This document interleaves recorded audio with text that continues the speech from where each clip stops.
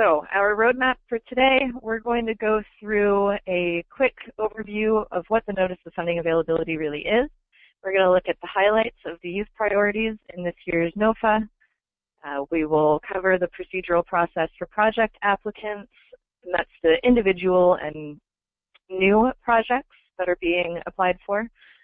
We'll go over some scoring strategies that are highlighted in this year's NOFA. I also have a plan to talk about some application strategies for success and some strategies that we want to avoid, and then we'll have some time for questions at the end.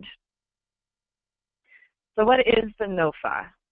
It's the Notice of Funding Availability for Continuum of Care programs, and these funds go towards permanent supportive housing, rapid rehousing, which some of you I know are familiar with our youth-centric rapid rehousing document that we put out last year, and we will be re-highlighting that again this year.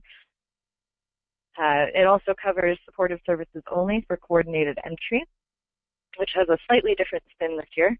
The HMIS administration, the Homeless Management Information System, and this is relevant to us as well because of the RIMUS and HMIS integration. It also funds youth transitional housing. We're saying existing youth transitional housing. We'll get into that a little bit in just a few. So looking at overall policy priorities that are highlighted in this year's NOFA, they've specified a separate policy priority this year for creating a systemic response to homelessness. So this is different from last year, and we'll go into some details about that in a few minutes. They're also highlighting the strategically allocated resources, which we'll cover. Ending chronic homelessness, so these are the folks that qualify for the chronic homelessness definition. Many of our youth have not been homeless for a long time, and so they may or may not meet the definition of chronic homelessness. We can put you in touch with some more resources about that new definition if you feel that you need it. But we will be focusing on ending youth homelessness. There's also a policy priority for ending family homelessness and veteran homelessness. And then, of course, we'll take a look at what it means to use the housing first approach. This has also changed just slightly from last year. So the highlights of our youth priorities and policy priorities. Youth homelessness is still continuing this year to be its own policy priority, and really what they're saying when they're saying that it is a policy priority is that the continuums of care really need to understand the unique needs of youth, and that's where you all come in. You're the experts on what those unique needs are, and so when a CoC is planning and putting together their collaborative application for the NOFA, for this NOFA, it's really important that they have that information and that education and that knowledge that you all have so that they can move forward with consolidating all applications together. So they should be reaching out, the CoCs should be reaching out to youth-serving organizations in order to help youth providers fully participate in the continuum of care. And we'll talk a little bit more about that in a minute as well. So developing resources and programs to help end youth homelessness, including LGBTQ populations, and also this year the language was added that also those exchanging sex for housing should be prioritized, which is exciting because last year, as we know, they covered trafficking, but we didn't really talk about sex trafficking in the overlap there and distinguishing the difference between that and exchanging sex for housing. Depending on where you are, depending on the program, somebody may have a different definition of what sex trafficking is, and so we wanted to make sure that that was really parsed out this year, so we were excited to see that language. So, and then every program is charged with complying with the notice CPD 1502, which is the appropriate placement for transgendered persons in single-sex emergency shelters and other facilities. And we will have a link going out in the email that I referred to earlier to everyone that was on this to to that document so that you can peruse through that on your own. There's also incentives for inclusive decision-making to include runaway and homeless youth providers specifically as other organizations, and there's actually points specifically dedicated to this. So that's important for you all because it's an advocacy tool. It's something that you can bring to the COC to say, hey, we're on the same page. We want to be able to work together, and we know that you have an incentive to work with us as well. They also specify, that decision-making should really be client-centered. So this is what we talked about last year. It hasn't changed this year in that participation in services needs to be up to the client to decide what services they feel like they need. Now, that's important for runaway and homeless youth providers because we are all really skilled at being able to mentor youth clients to discuss with them and have them come to a decision on their own about what services those might be that are not only the most useful but the most engaging for the youth, and what they can use from those services to have a plan moving forward to obtain permanent housing on their own. And then, of course, we always want to be concerned and considerate of cultural competency. So again, this year, we're happy to see that that is being highlighted. So the highlights of youth priorities under funding, we've got the rapid rehousing and permanent supportive housing. Of course, we want communities to try to engage more with implementing youth-centric rapid rehousing, and these are eligible for both reallocation and new bonus funding as described on pages 10 and 16 of this year's NOFA. So HUD is also requesting that funding from any repurposed youth-serving projects, so any youth-serving projects that may have run out of funding last year and were not performing as well as they could have been, that those be repurposed, but those projects should also specifically be serving youth as the previous project had been. There are points available for existing transitional housing projects serving youth that are being prioritized in Tier 2 as they were last year. However, the big change in that is that those points have been decreased this year. Last year, they were allocating 10 points for these projects. This year, it's down to 5. Now, that may be because of the way that the tiers are being drawn out this year, and we'll get into a little bit of that in just a few moments as well. So the new scoring section on youth is actually, it's primarily the same points that were made and principles that were made last year. They're really focusing on strategies that are addressing unique needs. We are excited to see all of this unique needs language. We know that youth are unique and different and distinct from adult homeless populations. And so it's really important that in the NOFA there is an incentive being put out for the unique needs of homeless youth. So we've also got serving youth on the streets or in other places not meant for human habitation. That's very similar to the language that we've always seen. And really, that's a prioritization issue that really needs to be handled in coordinated entry and at the local level regarding, just making sure that we're prioritizing folks who are coming from these populations first. They also are prioritizing and scoring on projects having a plan to increase funding for unaccompanied homeless youth, and that's increasing funding outside of the HUD NOFA procedure. So if there's local organizations who are also willing to help fund unaccompanied homeless youth programs, that's really important information for them to have. It will absolutely help our projects actually be funded once the funding awards are made. There's points for describing collaboration with schools and the McKinney-Vento homeless liaisons, which was there last year. Again, really happy to see that it's still there and it's still being prioritized and emphasized. And then really the extent to which those McKinney-Vento liaisons and representatives have participated in each other's meetings over the past 12 months. So last year, I tried to really emphasize that it was important for youth service and education representatives to be not only in the room, but an active voice in the room. And I was hoping that folks would take note in their own local CoC meetings about how often they just signed in versus how often they signed in and had an opportunity to speak.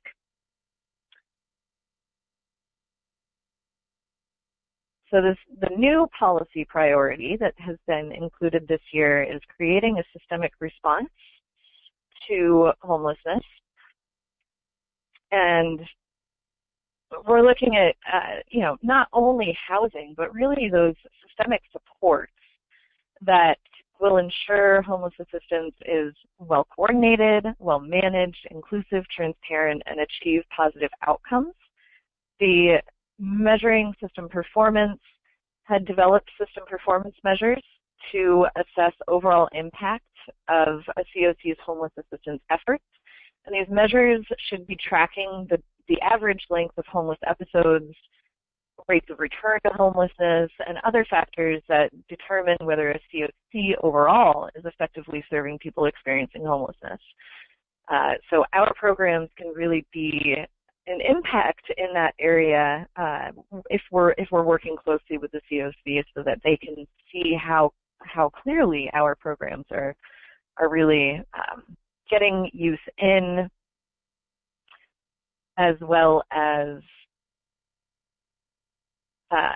getting the expertise of runaway homeless youth providers.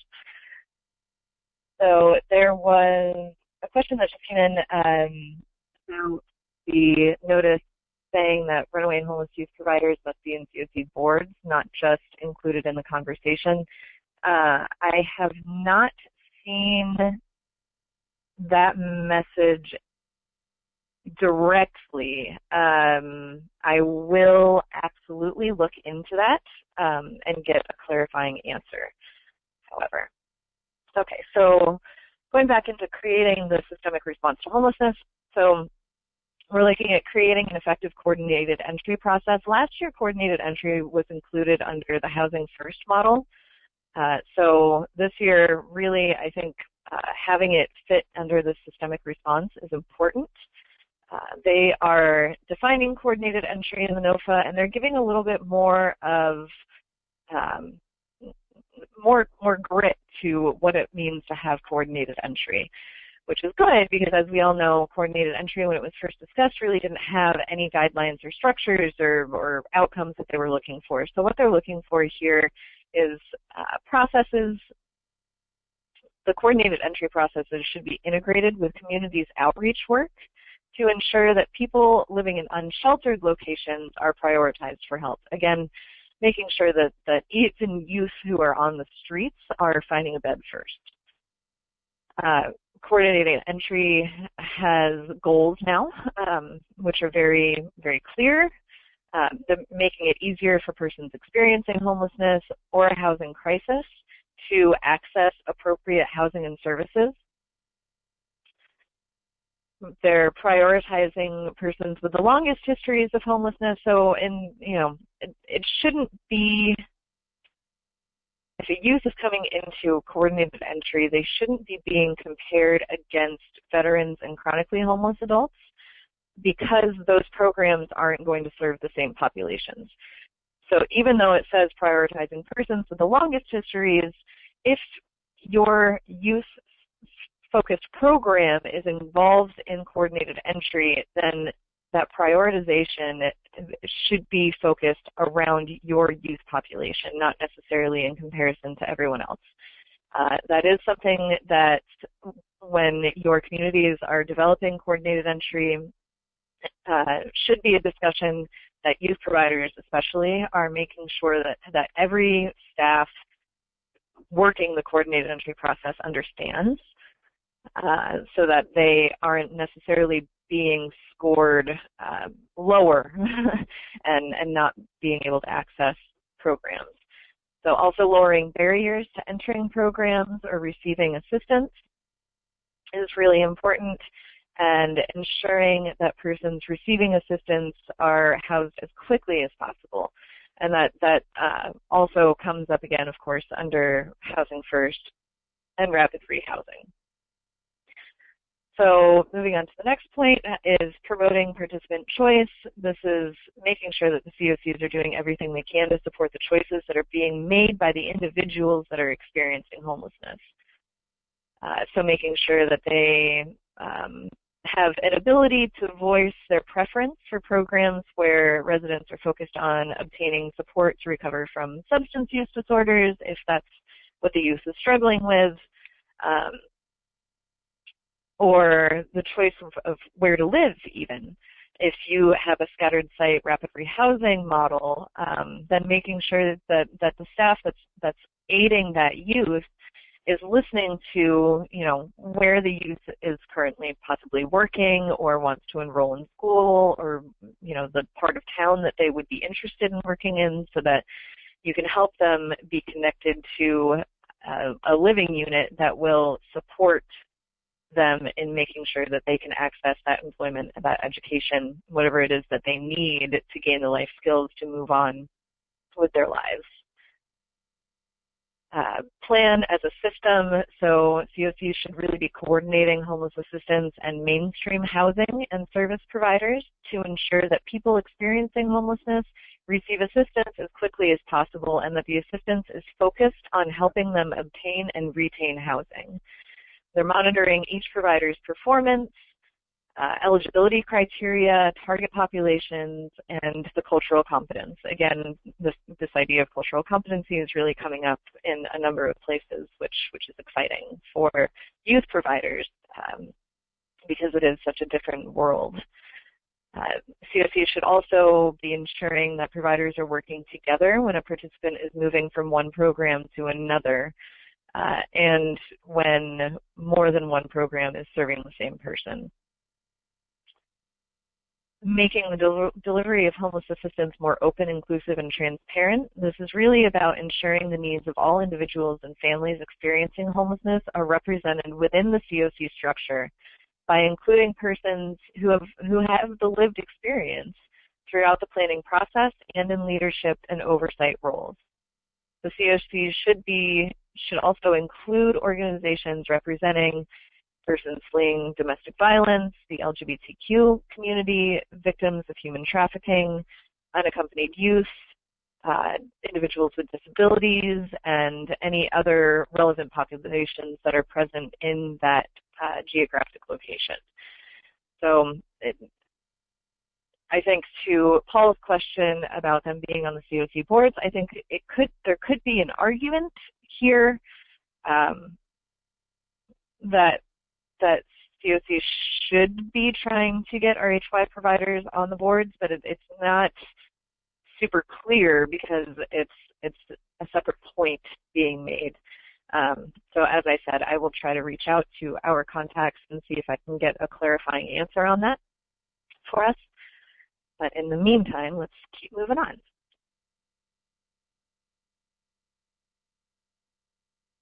So looking at Housing First priority, so what is Housing First under this year's NOFA? It's been reduced a little bit, because I think a lot because coordinated entry was moved to the systemic response priority. So they're really looking at using data to quickly and stably house homeless persons. Programs that use the Housing First approach should be moving individuals and families quickly into permanent housing, and should measure the length of time it takes for programs to move households into permanent housing, as well as helping providers improve performance. So the COCs have the ability to look at how individual programs are using data to really improve their own performance. And that should lead to engaged and positive conversations, we're hoping. We're also engaging landlords and property owners was highlighted this year. That was a change from last year. And we all know that's really important for our youth because they are coming from having less experience with rental histories, and so it's really crucial, especially for youth-centric rapid rehousing providers and projects, to identify and recruit landlords and units in the geographic areas so that those landlords already have a relationship with the youth-centric rapid rehousing provider and can help them navigate that process and potentially mediate any disagreements or uneasy feelings about renting to a young adult. Landlord engagement can be undertaken by each homeless assistance provider or consolidated so that one or a few organizations engaging landlords so that there are either one or a few organizations engaging landlords on behalf of many providers. They really want to remove those barriers to entry, so reviewing project-level eligibility criteria for all programs and removing barriers to accessing housing and services. That is an important policy priority for us to be able to go to the CoC and, when I say us, our youth service providers, to be able to go to the CoC and talk about different eligibility criteria barriers that youth may not be as quick to be able to access.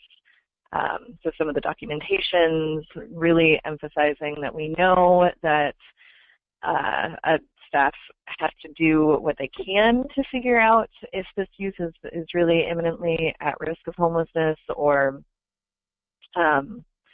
if they can, have a discussion and be able to certify the youth on their own. Those are conversations that need to happen in each CoC and at the local level. They also want to ensure that people aren't being screened out or discouraged from participating in programs because they have poor credit history or a lack of income or lack of employment. Lack of employment is especially important for our youth. And you'll see later that they're actually emphasizing that there's collaboration between employment and housing services, which is really great for our youth serving programs because we are the folks that are the ones making those collaborations happen. So, and then finally, adopting that client-centered service model that we were talking about before, in that making sure that the individual youth that's presenting for services has the ability to tailor their own program and services that they want to engage in and that they know will work for them. A lot of our youth have been involved in services before that they know that community and they know that service is not going to work for them. And so it's not so much about saying, okay, you're getting off scot-free. It's more about our youth service providers being able to be positive mentors and say, okay, so that particular service didn't work for you, but what can we do to make sure that you're getting that service maybe in a different way, connecting them to maybe a different program that does something similar that may speak to that youth in a different manner.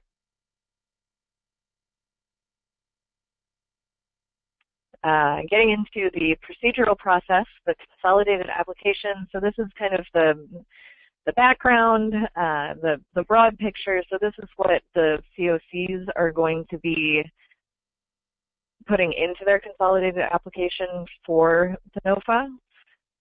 So it'll include the planning body, who is going to be in that planning body, the governance structure, specifically the overall performance from last year and looking forward to this year, the strategic planning process, and then the individual project applications. So that's all of you, hopefully. And then the priority listings, this is kind of the nitty-gritty of what needs to be included for a consolidated application to be considered complete. So those reallocation forms, what's being reallocated from what program or what population to a new population, project listings, whether it's a new project, a renewal, the planning costs, all of that kind of good stuff. So the nitty-gritty of what our folks, what all of you will hopefully be submitting are the project applications. So that's to be completed by you. We'll provide a description of the project, the population and subpopulation to be served, whether it's whether you're trying to do transitional housing for minors or for rapid rehousing for transitional aged youth, or even if it's a rapid rehousing model that you're thinking might work for pregnant and parenting teens. That would be something to be included in that population and subpopulation. Also the type of housing and services to be provided. So rapid rehousing, obviously getting youth into their own individual units, maybe with roommate, maybe not, depending on what is appropriate for your population that you're serving and your area and the fair market value in your area. And then looking at what kinds of services are not only being provided, but I think it's important to note here that if you have services, if you have really strong connections to services that you don't provide on site, but you do referrals for, then referral services are also to be included in that type of services. So make sure that you're really looking at everything that you positively do for all of our youth, whether it's something that you provide there on site or it's something that you are really good at getting a youth linked to. And then the budget activities that are being requested. So what are our deadlines for this year? It's coming up soon. The overall CoC application has to be submitted by September 14th before 8 p.m. And the only reason that that date is important to you is if you are denied. And we'll go into the denial and appeal process in a few minutes. But for us, for the individual projects, all project applications have to be, by regulation, have to be submitted to the CoC, to your local CoC, no later than 30 days before the CoC application deadline. In this case, that's going to be August 15th. So you've got about 3.5 weeks from today. The CoC has to notify you by August 30th. So the CoC can implement internal competition deadlines, but they can't make it any later than these dates or any earlier. So in the case of the denials. So if a project is rejected, then what do? You have to be notified of the rejection from the CoC in writing outside of the eSNAP process and with an explanation of why they have rejected your project application. This is really, really important. We'll get into why in just a second here. The appeal process for rejected applications, when the rejection happened in writing, is to appeal directly to HUD. So you can submit a solo application in eSNAPs directly, so make sure that you have, maybe a Word version of all of the answers that you gave, to your project application. You're going to want to keep on hand just in case you have to submit one of these solo applications. It'll be much quicker of a process for you to be able to copy and paste from a Word document. You want to be sure that that full application is in by that September 14th deadline that we discussed before. So that's why it's that September 14th date is only really important for your individual project if you were rejected from the CoC consolidated application.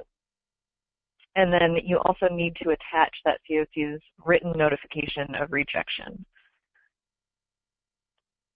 So what happens If you were rejected but you didn't receive written notification, then you're going to go through the same steps that we just went through, except you have to attach some additional information. And that additional information is the evidence that you attempted to participate in planning, that you were there in the room, that you attended the local CoC meetings, that you submitted the application within all of the deadlines that were prescribed either by the CoC on their website, if they differ from the regulatory deadlines that we just went over a few minutes ago. You also need a statement that you weren't provided written notification, which is easy. It's just a certifying statement saying, hey, this never happened. And you should absolutely keep any correspondence to back that lack of notification up. So any correspondence in writing that you have with your CoC, including emails, and through this process, make sure that you're keeping a log of dates and times that you called or spoke with somebody. Even if you run into somebody at a coffee shop and have the discussion, make sure that you have a log of the date and time that happened. And then follow up on each of those calls in writing. It's really helpful, if something like that, if you do happen to run into somebody at a coffee shop or you get on a phone conversation, that you just follow up to that conversation in an email or something that's easily accessible for you to pull together for this purpose. Hopefully nobody will have to go through that. The CoCs, if they do not give the actual written notification, they can't receive maximum points. So it's really in their best interest, as well as all of ours, to make sure that written notification is happening. So I'm really hoping that that's not a barrier that anybody runs up against. So looking at the background of tiering and the selection process, last year Tier 1 was 85% of the annual renewal demand. This year it's bumped up to 93%. So these are the conditionally selected from the highest scoring CoCs. HUD will be, the CoC will determine what project applications are included in their application, in their overall application. But HUD's going to be taking a heavier hand than normal, I think, I'm predicting, in making sure that where the projects are scoring in that continuum are happening. So Tier 1 can include any type of new or renewal project application, so that's also exciting. However, this means that Tier 2, which we know last year many of our youth serving programs fell into, has been reduced from 15% to 7%. Each new and renewal project under Tier 2 will be scored on a 100-point scale, and the priority that is called out for transitional housing serving underage unaccompanied youth and people fleeing domestic violence, those points are up to 5 points. Last year it was up to 10 points, so that's something to keep in mind moving forward. And I'm not 100% sure why the decrease in points on this happened this year. I'm hoping that it's because of the youth demonstration projects money that they were able to appropriate. But we will absolutely, National Network for Youth will be looking into that and asking some questions. So, and then of course, as with last year, some projects will straddle or fall into both tiers, and when that happens, they'll look at what components of the project fall into Tier 1 and what falls into Tier 2.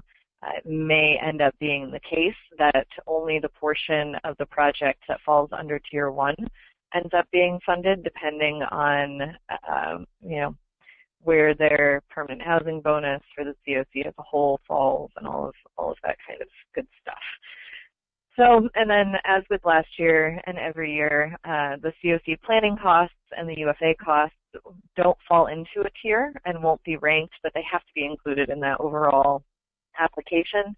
So that's not necessarily something that you all will need to include in your project applications, but it does give you a little bit of background and context for what the CoC is putting in their overall application. So looking at reallocation, they use some different terminology, and this is all the same as last year. That same provider reallocation is when they're giving one existing project to a new project, but it's the same provider that had been doing one and is now doing a new one.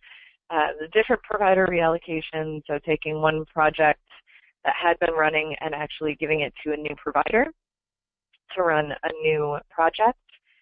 An existing project, many new projects. So if there had been one, huge project that had been serving many different populations, and this year it's going through a structural change, and they're deciding to say, no, we're breaking this up into actual individual projects. That's one way that allocation, the many existing projects being put in the exact opposite of that, right? So the many existing projects going under one umbrella as opposed to the other way. So our scoring strategies for reallocation, and this is what we were talking about before, if they're repurposing money away from a youth program, which had been lower performing, they want to keep that money still going to a youth serving program. So they're defining lower performing as old and outdated, programs with poor outcomes, and those that are inefficient given expense. Now, it does seem like some of the messaging that has been coming out from HUD is that transitional housing, because it's more expensive, may be inefficient.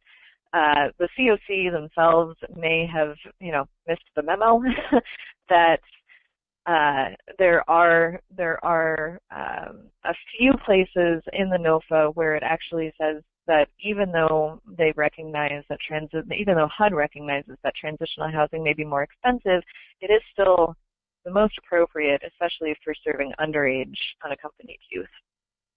And so being able to have that language handy when you're part of that planning process for the CoC application is important. CoCs should be taking into consideration specific and unique challenges facing homeless youth when evaluating the performance of these programs. And we over here at the National Network for Youth have been working on putting together some youth-specific performance measures that fall within the structure of how HUD actually puts together their performance measures.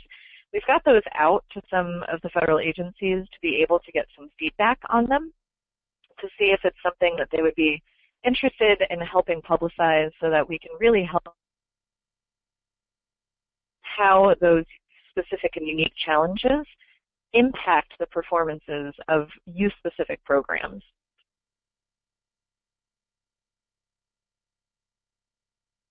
So the new rapid rehousing applicants, if you are going to be putting in an application for a rapid rehousing project that is youth-centric, you have to be able to get 3 out of 5 points for the project quality threshold. And if a program doesn't get at least 3 out of these 5, then they will not pass the project quality threshold, and they will absolutely not be included. So you want to make sure that the type of housing and number of configuration of units is fitting the need of the population that you're serving, and you need to be able to show your work as to how you're planning on doing that.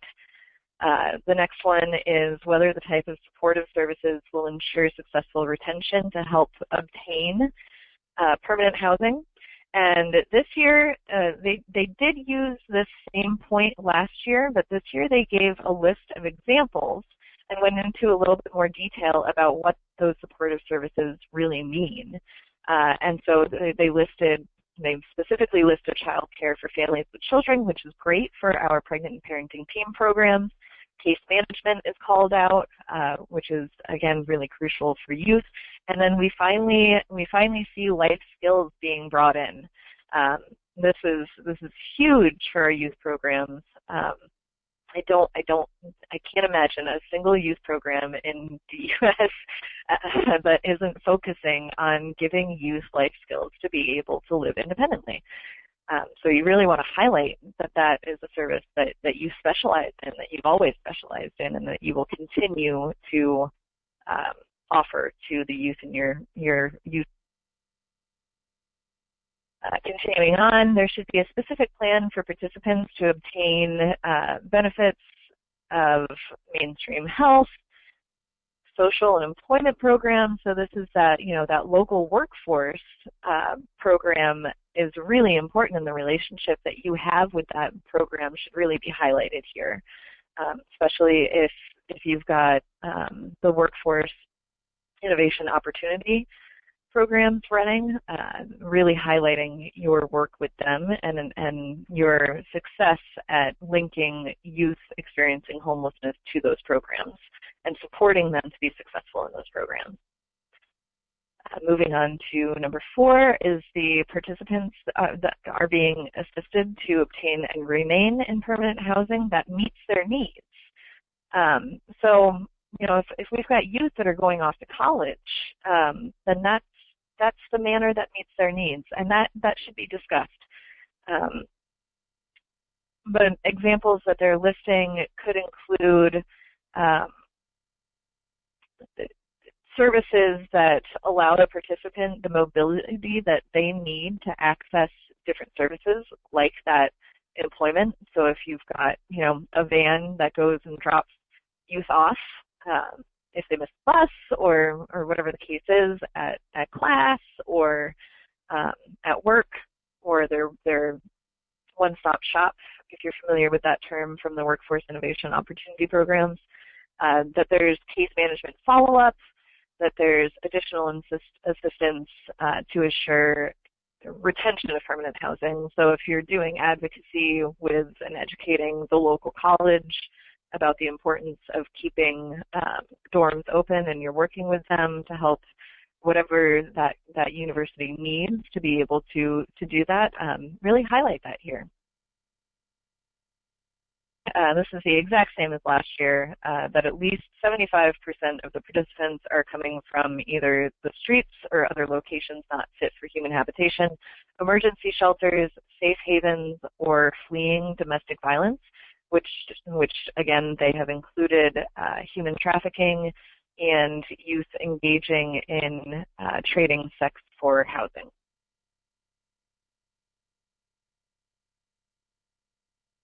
So looking at the permanent housing bonus, this was decreased. Last year it was up to 15% of the CoC's final pro rata need. This year it's up to 5%.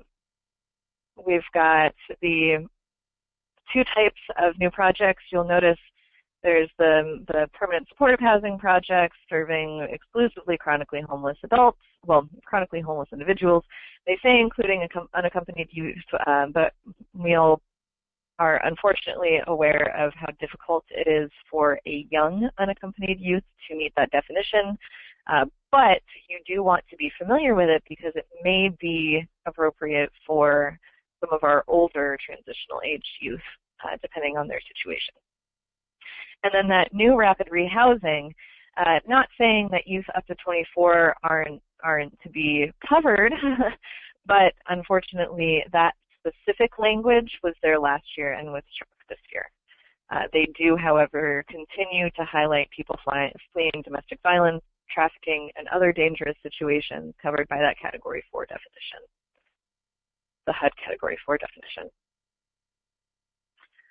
So what is inclusive structure and participation? As far as the scoring, we want to be sure that we are highlighting our inclusive participation with the CoC, regardless of how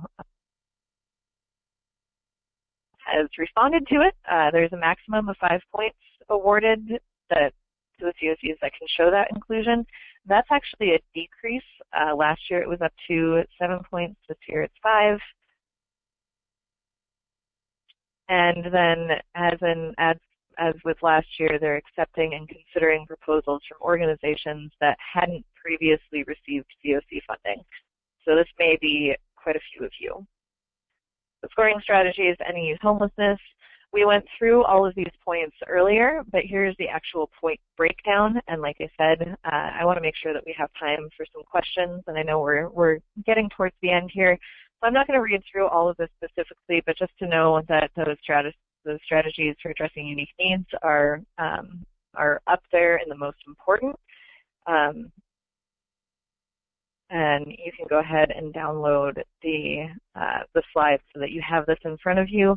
If you need it, if you have a copy of the NOFA specifically, this is found on page 42. So the application success strategies, being proactive, even though the CoC should be reaching out to you, don't wait for it. Sometimes they are really, truly, honestly unaware of your existence because they've been so focused on the chronically homeless adults and veterans, and that's not necessarily their fault. But you know, it helps us and our side of things to be able to say, hey, we reached out, we were able to advocate for, you know, viewing performance scorecards and ranking projects. We had input on the reallocation of funding from projects no longer meeting the needs of certain populations. So last year we saw some transitional housing go from one to youth, which is great, but unless the youth providers are a part of that conversation, you know, there are obvious concerns about how those transitional housing programs are going to continue to perform. And then just being sure that you absolutely thoroughly review your application for accuracy before you submit it. It would be absolutely terrible to go through the entire process and then find out that there was a deficiency, you know, put in a wrong date or 2015 instead of 2015. Something like that could kill an application. To make sure that you have, you know, a set of second or third eyes even to look over your information before it's fully submitted. And then things to avoid. Your CoC has been advised that they shouldn't be shaving a little from each project, that they shouldn't be used a closed subjective ranking system, that it should be objective, and that it should be open and transparent. And then not skimping on data and planning. Of course, data and planning is really, really important, especially with the RIMUS and HMIS integration happening. We really want to be able to track all of our programs. And then the CoCs have been told not to leave any money on the table. So some of the helpful HUD resources this year, here's the actual NOFA. Here is the NOFA resources page. So this covers lots of different program resources that you can use in conjunction with filling out your application. HUD launched a new policy priority for ending youth homelessness page that has lots of different resources, lots of in-focus messages that have gone out in the past. The project application appeal process instructional guide is usually up by this time in the process, but it has not been posted as of. So we will make sure that this gets updated and that you all are aware when that comes out. As I said, we're really hoping that that is not going to be an issue this year. And then, as always, HUD Ask a Question is a great resource. Get your question in there, get an answer in writing. That is a great way to be able to print that out and bring it to your CoC and say, no, this is actually HUD's intent. Some other helpful resources, always the NOFA is guided by these principles under opening doors, so make sure that you have them and that you know them. Know what USICH has said about creating a community response to youth homelessness. National Alliance to End Homelessness puts out a scoring criteria summary and estimating tool every year. So here is what they've put out for 2016. And then, as always, keep an eye out on the National Network for Youth webpage for our release tools. And as I said, I will be updating our latest NOFA procedural fact sheet that will go through. It's a two-pager that goes through a lot of the information that I've given you today in a quick, easy format to be able to reference. So hopefully that will be up tomorrow, and I will be able to get all of that to you all. So that is what we have. I want to thank everyone for being with us and for your interest in being involved in your continuum of care and to supporting HUD in their efforts to end youth homelessness, as well as collaborating with runaway and homeless youth providers. So here's my contact information. We've got about 6 minutes, so if anybody has any questions, go ahead and type them into the chat box in your control panel on the right side of your screen, and I will either field them now or be able to use those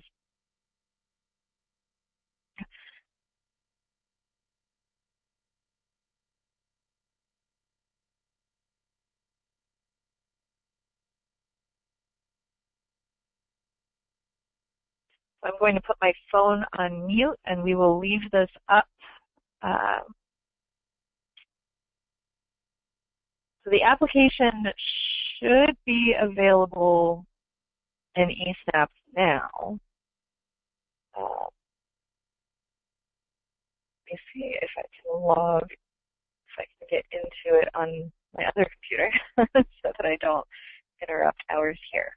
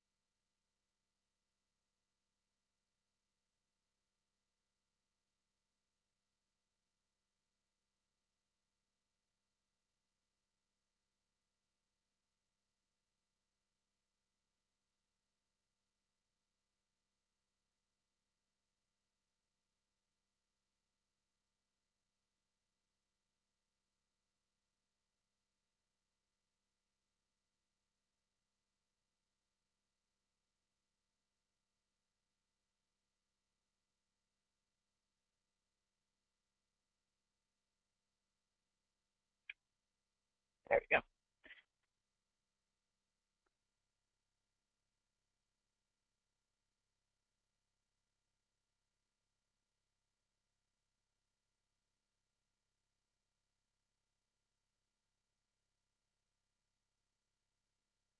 Yeah, it looks able to access the eSNAP application currently. Let me know if you're running into a problem getting into it, and I will include that in my follow-up with HUD to see what's happening with that. I see that someone is raising their hand.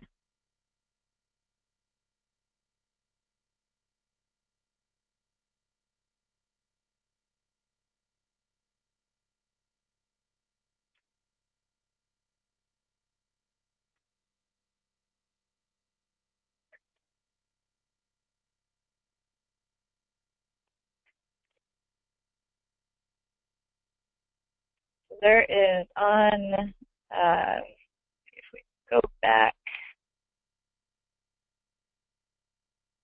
to the HUD resources, there should be on that second bullet, the HUD CoC NOFA resource page.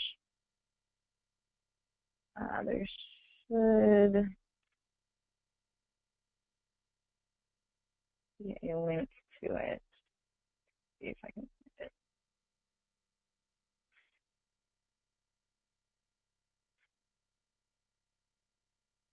Okay, let me follow up with them and see what's going on with that, why it's not there, and it may be someplace else. So thank you, Kathleen. I will follow up and see if I can get a link for you, and I will email you as soon as possible.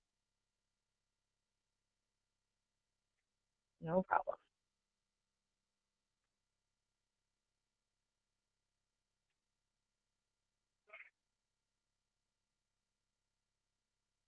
So if we have any other questions,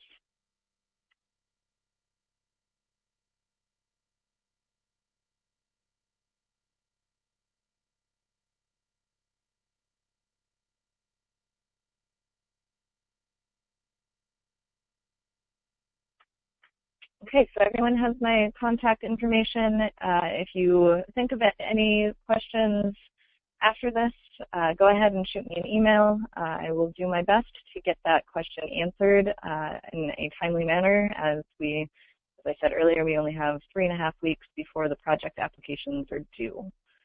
I hope that everybody enjoys the rest of your afternoon and has a good rest of your week and a restful weekend. Thanks again for being with us. Bye.